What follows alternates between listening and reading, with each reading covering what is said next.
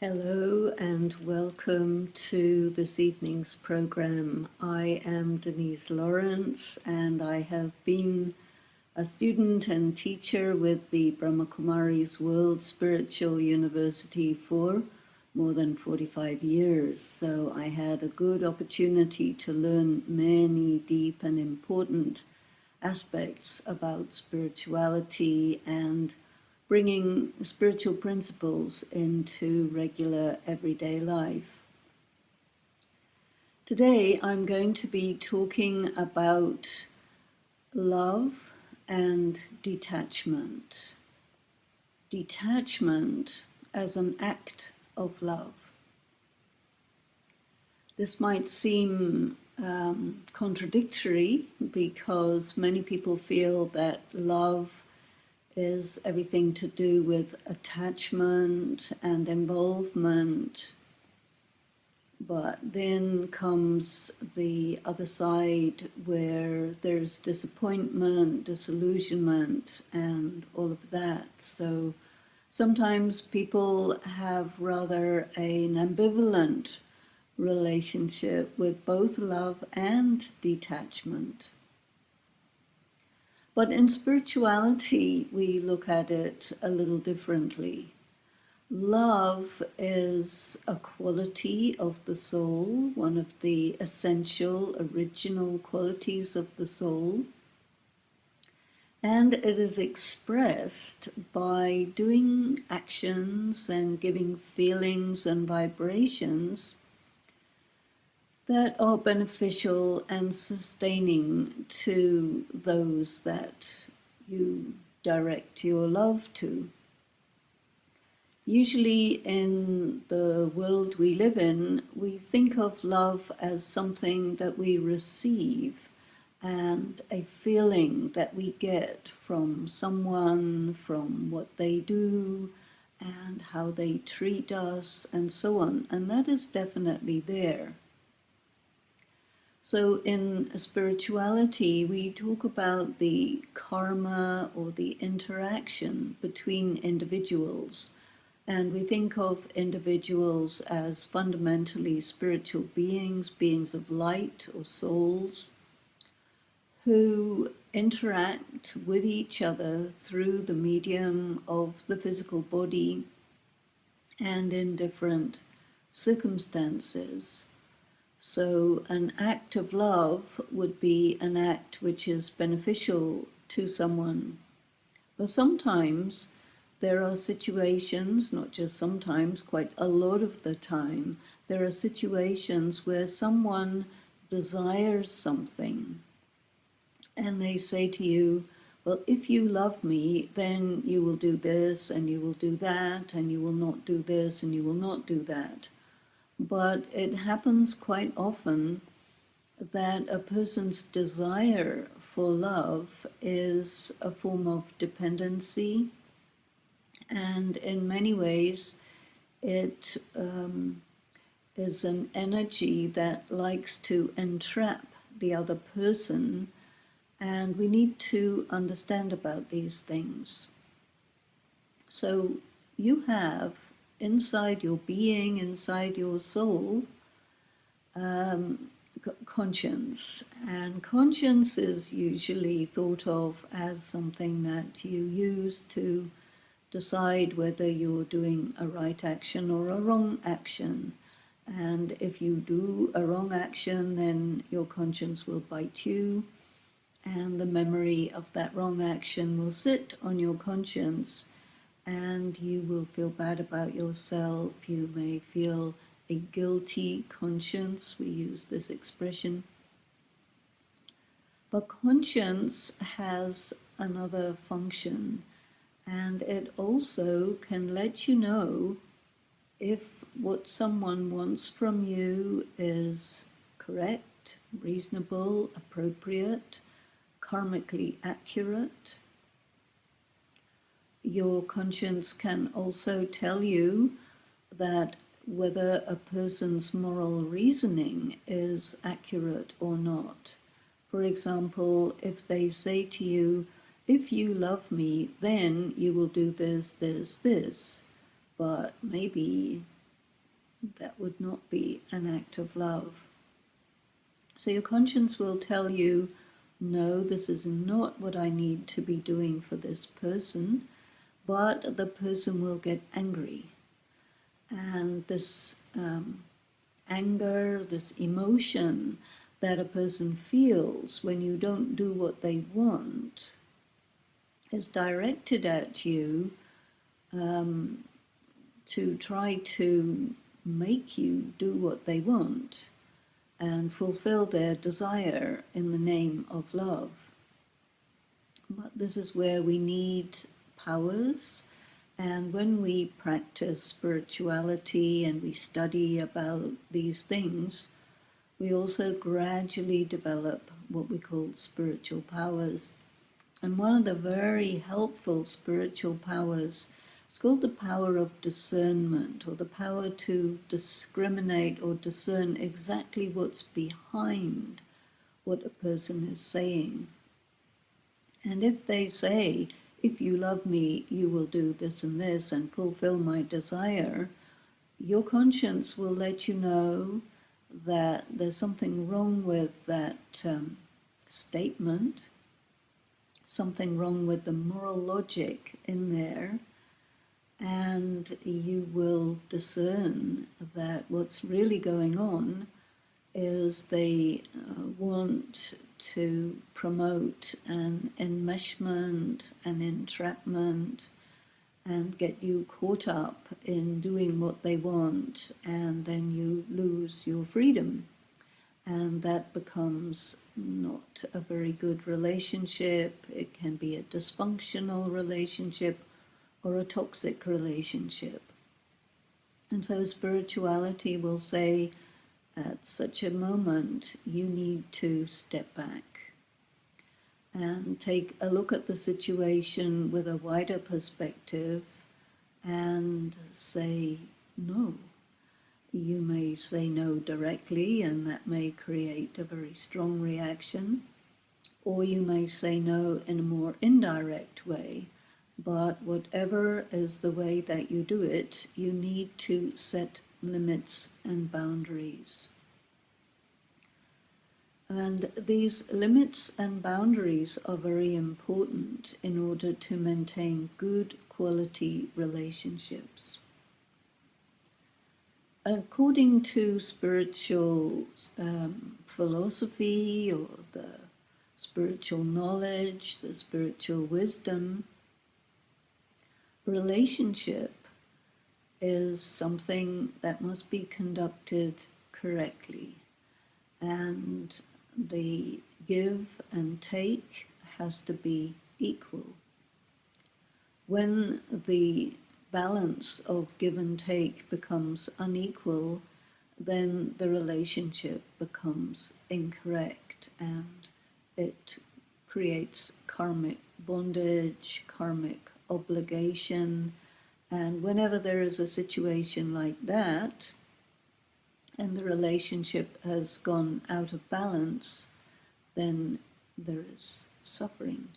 Emotional suffering, could be social, financial, all sorts of suffering can happen when the relationship is skewed and out of balance. So in that case, one needs to really sit down with the other person and negotiate what's okay and what's not okay.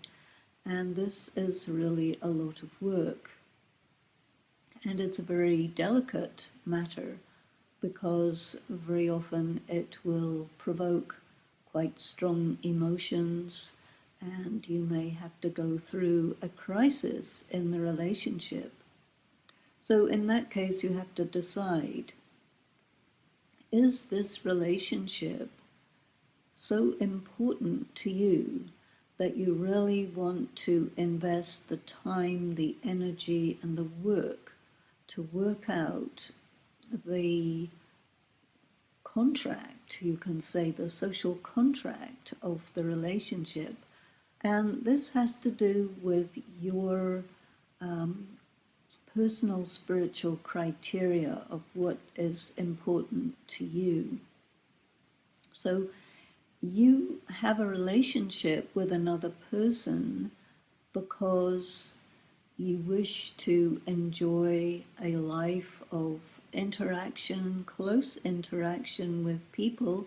There's a great deal of fulfillment that comes in a meaningful, long-term relationship. But for that, there has to be a balance of love and detachment. So for many, the idea of a balance of love and detachment can be scary because they really think that the relationship is to fulfill their needs. And the relationship can fulfill your needs to some extent. It depends upon the relationship. And there are spiritual laws connected with relationships, like family relationships, friendships, and so on. For example, if you have a child, then you have an obligation to fulfill that child's needs, but there comes a time when the desire of the child is not in accordance with what the child needs. And then in that case, there has to be a step of detachment, and you will say to your child, I'm here for you, but I'm not going to do what you want, because what you want is actually negative, and I'm not going to support your negative desires because I love you.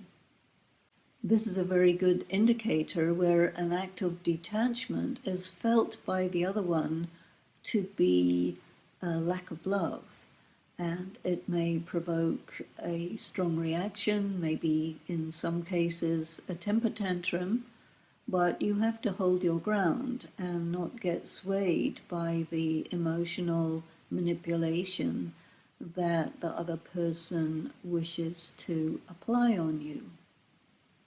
And if you are in an enmeshed relationship with that person, then it becomes very difficult for you to take a step back.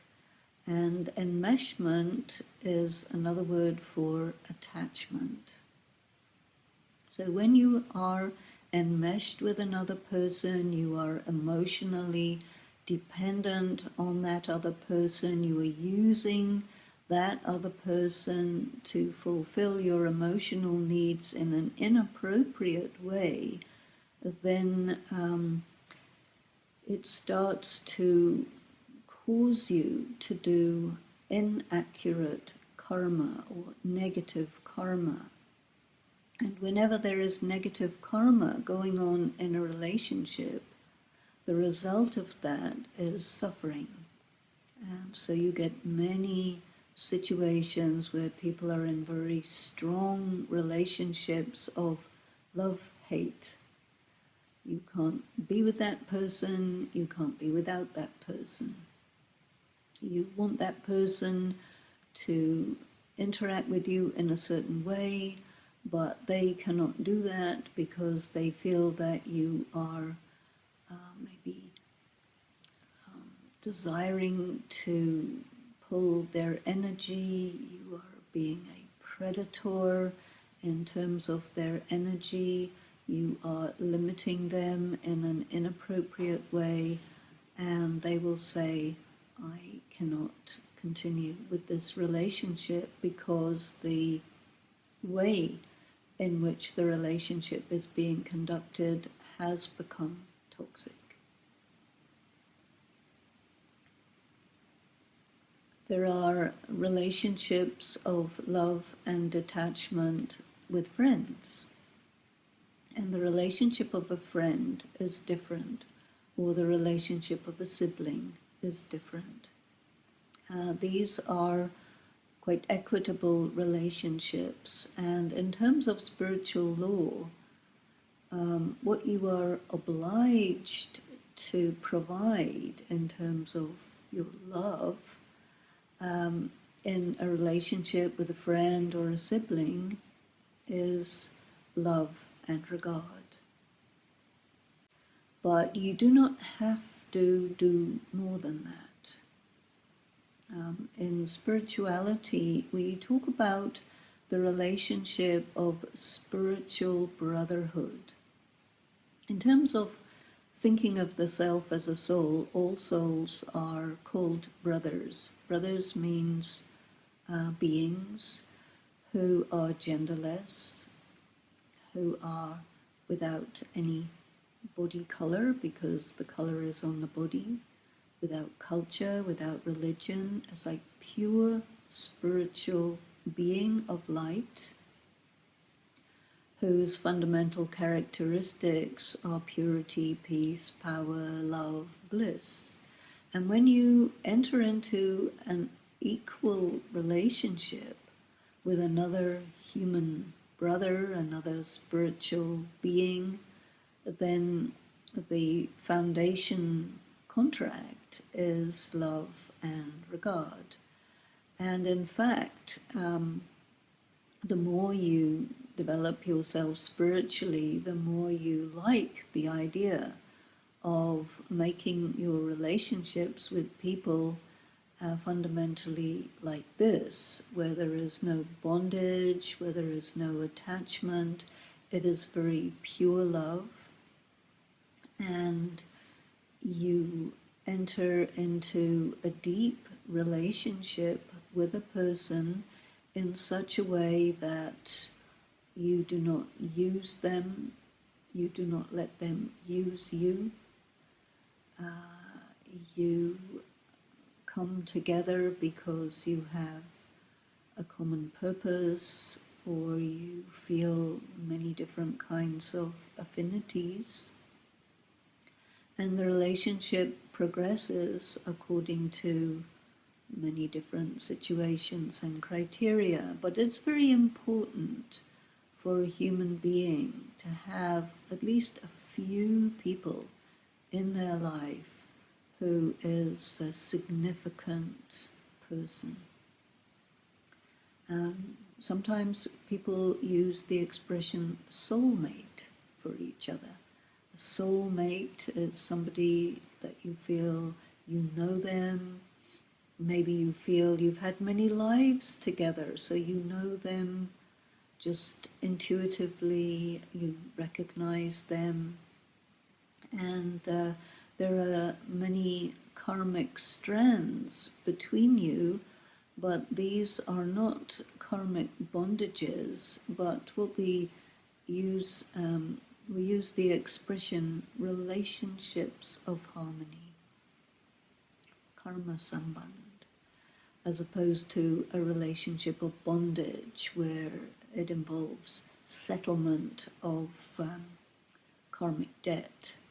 So where you have a relationship where you're very careful not to come into debt, you're always attentive that the relationship is equitable, the give and take is equal, you keep everything in good equilibrium, then you can have a deep, meaningful, important relationship where you can count on that person for things you should be able to count on them for, and that they will not deceive you or betray you. There is trust.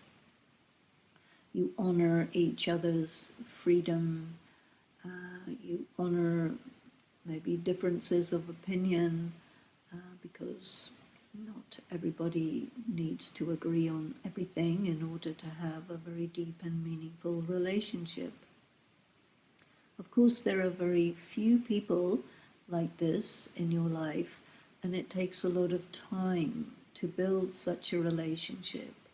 And in fact, in any relationship, there are always going to be moments of crisis where the relationship could break down completely. But if that relationship is important to you, then you will go through the crisis, you will work through it, you will represent yourself very fully and clearly. This is what I stand for, this is what I will do, this is what I won't do. These are my principles. There may be something that happened in the relationship which violates your principles, and you will say, no, we cannot relate like this as long as there's a violation of my principles. I do not accept that. And so you have to go through. And in many cases, you will find that the problem in the relationship can be because of a misunderstanding. That happens very easily. It can also be because you have an expectation of the other person, and you need to recognize that you shouldn't be having that expectation because you are crossing over a certain line. So these lines or these limits and boundaries in relationships are very important to make sure that they are renegotiated whenever a situation changes, because situations do change. When you have a lifelong relationship with someone, circumstances change, you're aging, you may move geographically, you may have illness, you may pass through some other situation in another relationship which impinges on this relationship. So there are many, many things that happen in life which change the situation. Then we have to sit down and renegotiate the relationship and make clear what is the foundation of our give and take of love. And only when there is detachment is it possible to actually face the reality of a critical moment in a relationship. Let us take a look for a moment at love and detachment in professional relationships. Nowadays, with the COVID-19 restrictions, many people are having to work at home. Many people are having to wear masks when they are at the workplace. There's a lot more stress because of the pandemic, and there are many businesses that have closed. Many people have lost their jobs. There are all kinds of new situations that have created a lot of strain, tension and stress in terms of one's work life and one's work relationships. I think there's also a lot of panic in people. There are people who catch the virus and then they get through it. They have a mild impact. Some people, they have a little bit severe impact, but they get through it anyway. But whenever someone comes down with the virus, then it creates stress in the relationships. People are afraid, and there's a lot of material in the media which makes people overreact, and sometimes it causes us to relate improperly towards people who have the virus because of this overreaction. So there are important practices that we need to fulfill if we are interacting with people who are in quarantine or who have the symptoms of the virus, and we need to show our love, we need to give help, we need to give assistance where needed. And we also have to keep a certain detachment. We have to make sure that we wear personal protective clothing and masks and gloves and whatever is appropriate in the situation. But in that, we also need to understand that the kind of isolation that people are subjected to is something they're not used to. So one thing that I do is to have conversations with people in my contact through my work who are in quarantine or who have symptoms, because we can do this through the social media. And it's just very important to give time to people and to listen to them, to have social contact with people, because there is quite a big impact on people's mental health when they are in forced isolation. So even if we cannot be physically near each other, to use the social media, video, teleconferencing and so on, to spend time with people is just very, very helpful and a very good sign of love. And again, in all of these situations, we need to consult the conscience. The more a person spends time in meditation and spiritual study, the more your conscience gets refined, and you get a very good sense of what is enough, what is not enough, what is too much, what is the right thing to do, when and for how long, and when somebody is experiencing difficulties, to what extent is it reasonable, to what extent is it because they are emotionally disturbed and they are being demanding more than is appropriate. So these are very fine nuances that very often people get confused about. And I think that the practice of detachment allows a person to step back and really look at the situation as it really is and decide, okay, this is what I will do and this is what I can do. And it's also very important to tell the person that, okay, within these situations I have various other commitments and so on, and I can be there for you to this extent. And do not feel that I don't love you, I don't care about you, no, but I have many things I have to juggle, and are you okay with this? You see, so again and again, in good quality relationships, we have to sit down with the person and discuss with them. Sometimes it happens that there's just such a degree of misunderstanding, and the two parties are coming from such very different places that there is no point of common understanding. And that can happen, especially if a person is panicked, or if they're very distressed, or they become mentally unstable, emotionally unstable. Then at such a time you have to be quite firm about what your position is, and also be detached from their reaction.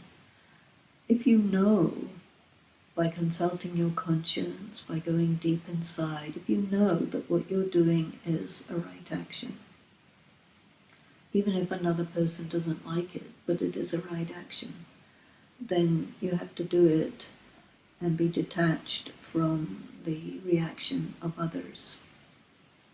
The problem with doing the right thing, doing the right action, is that people have many different criteria for that. And the prevailing social attitudes that we live in are quite often, from a spiritual angle, quite wrong, but they don't know. And so they think something is right, but you know, because you've studied it, that it isn't right. Then they will have a very strong reaction, because you are challenging the foundation of their moral system. And every so often that does come up. And then when that happens, you may need to just step back from each other because you're operating from very, very different criteria. I think if the relationship is important enough, you will go through that crisis and you will work out a compromise, you will negotiate it, and then you will be able to move forward. But in many, many cases, this doesn't happen.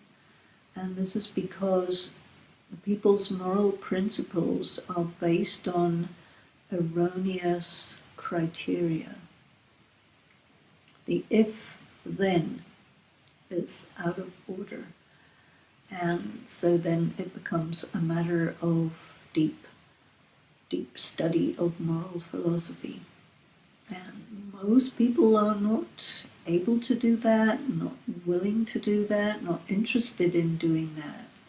And they feel it's my way or the highway, a lot of people. And in that case, the relationship may fall away. This also happens very much in the professional arena because you may say, okay, I have certain rights as an employee, I have my limits, I will work to this extent, I have to keep my life in balance, and you understand what the contract is, but maybe the employer wants more, maybe they bully you, and maybe they blackmail you, and they say, well, if you don't do what I want, then you're fired, and you can't afford to be fired, so then you allow yourself to get into a very abusive situation. There are many, many people in this situation because employers take advantage of the fact that people are dependent on their job. And then you get a very difficult situation because you cannot afford to stand up for your rights. And this is why there is the question of trade unions and so on. But I think to a large extent, in the circumstances of the COVID rules and regulations where people are working from home, they're diminished in their ability to stand up for their rights. And in that case, the employer is picking up a lot of negative karma. But what should you do as a person who is in an abusive situation in the professional arena and you can't afford financially to take care of the situation? One of the things that can be helpful is to be emotionally very stable, because the situation which gives you stress and pressure can definitely provoke an emotional reaction. And when you try to represent yourself with emotion, then the other party can take advantage of that and put you in a very difficult situation. So this is why a spiritual practice is very helpful to enable us to manage our, what we call our stage, our internal stage, to be emotionally neutral about situations that are highly charged and that would normally provoke strong emotional reaction. So we need to think about how to bring into our regular life some elements of spiritual practice that are going to shift our situation from being relatively vulnerable to abusive people to much less vulnerable or more invulnerable. And so I'd like to talk a little bit about the practice of meditation in this regard. One thing that's very important in spiritual practice is to think about your identity.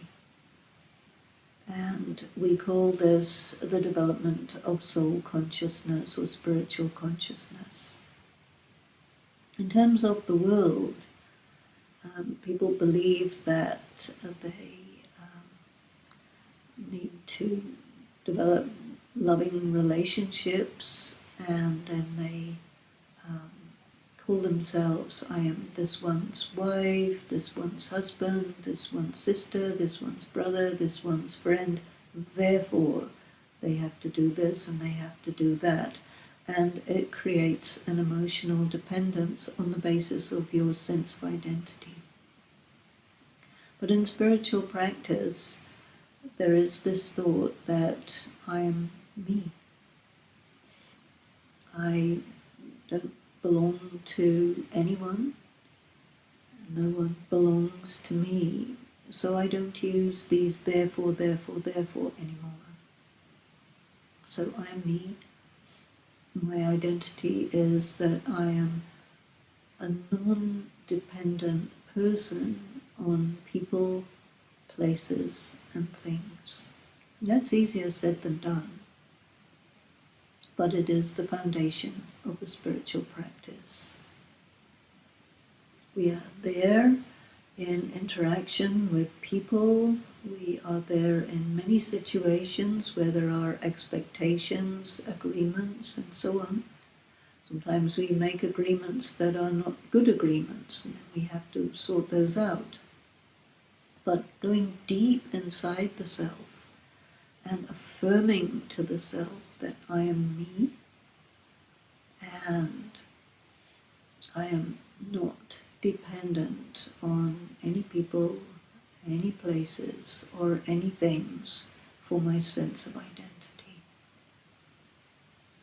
This gives you the possibility to step back, and when people start to use statements that are designed to trap you, it becomes much easier for you to say to yourself, you don't necessarily have to say to the other person, but the other person will say, you are my this and therefore that. And you will say to yourself, that's a role that I play, no doubt. And I'm playing my role accurately, according to my understanding of my obligations and duties. And I do not accept to be pulled into feeling that I have to do something that I don't have to do, or that I have to be something for someone that actually I don't have to be. And it takes quite a lot of inner work to be very clear about this part, because the others will use the moral reasoning of the prevailing social attitudes. And you will use moral reasoning that comes from a deeper study of the laws of spirituality, which are really very different. So you keep yourself detached from the story,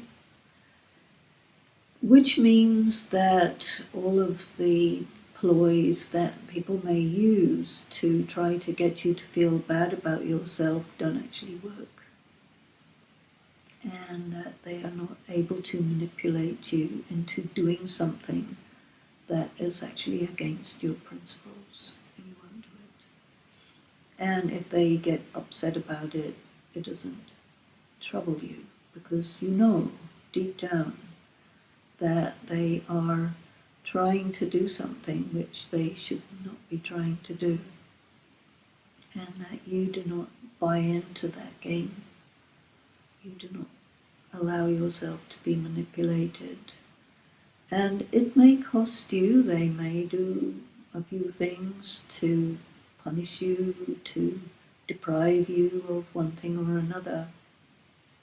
But you have other spiritual powers. You can accommodate that behavior. You can endure, you can tolerate when people try to harm you, and you get through it. But that you get through it with your sense of identity intact and with your integrity intact. And this is a very important thing. The world at the moment is a place of mostly quite toxic relationships, quite dysfunctional relationships, whether in the family or in the workplace or in the community. There's a lot of conflict going on. And people use and abuse each other for their personal gratification. And so it's not an easy world to live in. But what happens when you study and practice spirituality is you are connected with a higher power, a higher source. And that higher source is outside the range of most people, actually. This is the pure being of the Supreme Soul, the Supreme Spirit. And this is really your source. You need love. You need strength. You need peace. And you need access to a source of wisdom that will confirm and verify for you and guide you as you try to negotiate some quite difficult circumstances, especially in terms of relationship. And for this, we need to develop our meditation. So let me invite you to join with me for some meditation, which means deep thought about what it means to be you in relationship with a higher being who is not part of the human world of interactions where there are lots of problems, but this is another kind of relationship, a relationship with the source of light. And when you go deep inside, connect with yourself as a light, as a spirit, you can feel it. And there you're really taking a step back from the world of sense perception, the world of people, places and things. You see it like a gigantic three-dimensional film. And when you want, you can just step out and step into another dimension, the inner world. It's a dimension of light.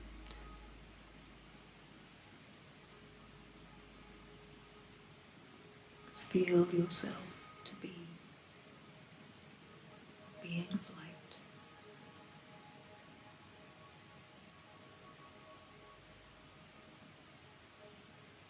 You are not your body. You are not your relationships.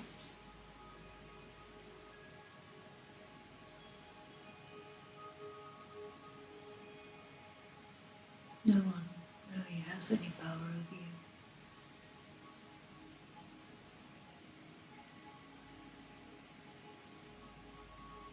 As you go deep inside, you feel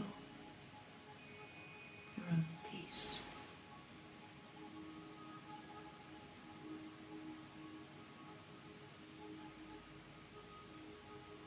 You feel your inner strength.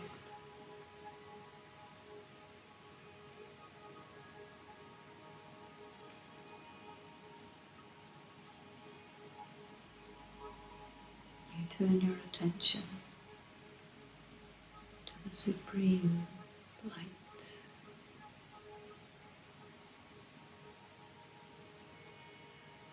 whose presence you feel in this dimension of light beyond.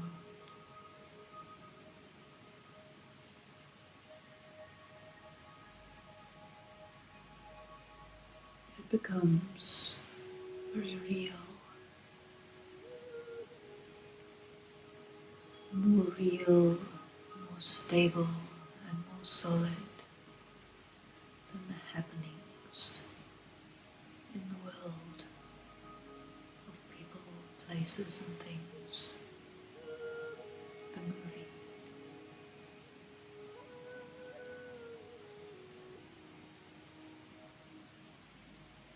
You connect with that one in your heart, in your mind. You're focused on that light.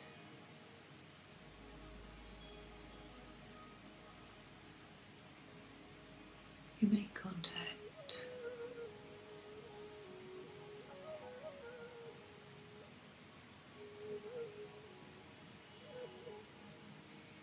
And you can feel the energy of the Spirit reaching you.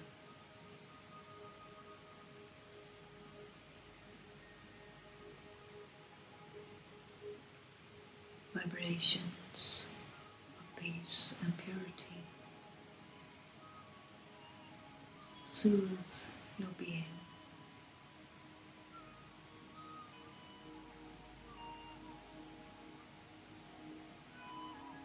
That strength, that energy fills your soul.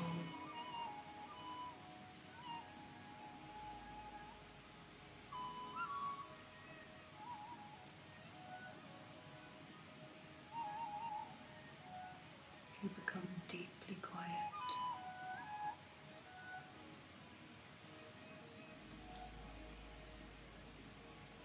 That light streams into you.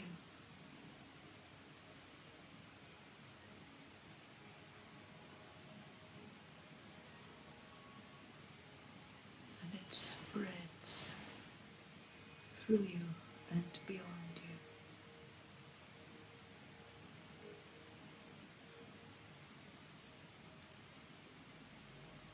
Filling the atmosphere of clarity and sweetness.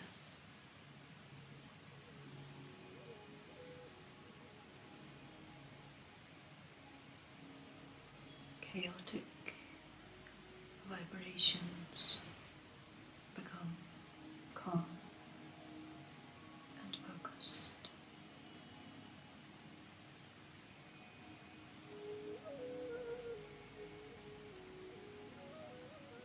Your mind is clear. You are in your power.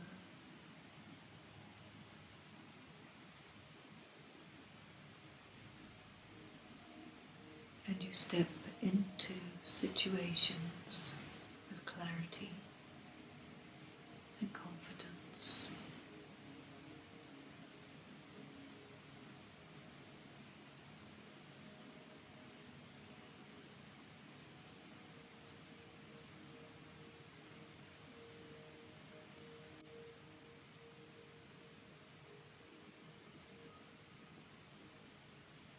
And gently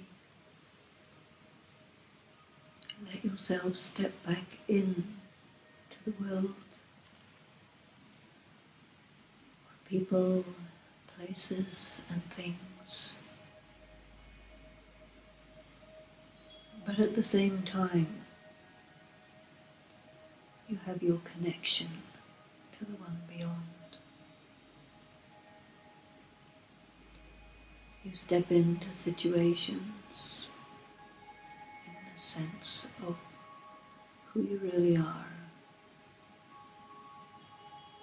You do not get pulled in, enmeshed, or destabilized. You feel that it's good to be you.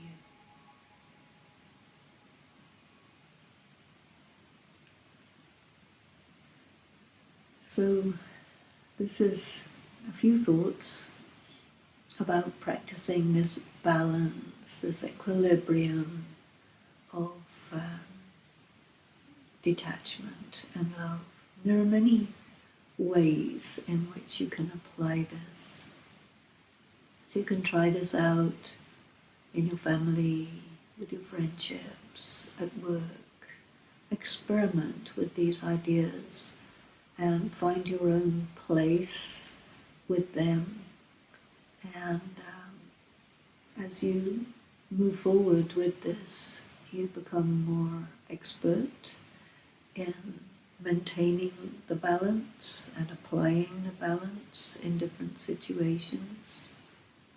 Even in your relationship with yourself, because now that we have more quiet time, I think, more time alone than before, then you have to deal with yourself. And it's almost as if there are two people. There's you and yourself. And you have to deal with the different emotions that come up and clarify for yourself that just because you have a strong feeling about something, it doesn't necessarily mean that it's real. Check with yourself and do not get carried away by strong feelings, because sometimes we have to be even detached from the feelings that we feel inside. Everyone is doing their inner work, and I think nowadays, because there's more time where we are thrown back upon ourselves, then we really do have to face a lot of internal music, and we have to come to terms with ourselves and who we are and our limitations and move forward, and that is okay. So I wish you a very good rest of the day, and hope that you enjoy your role in this great, enormous drama of life in the world. And thank you very much for your kind attention.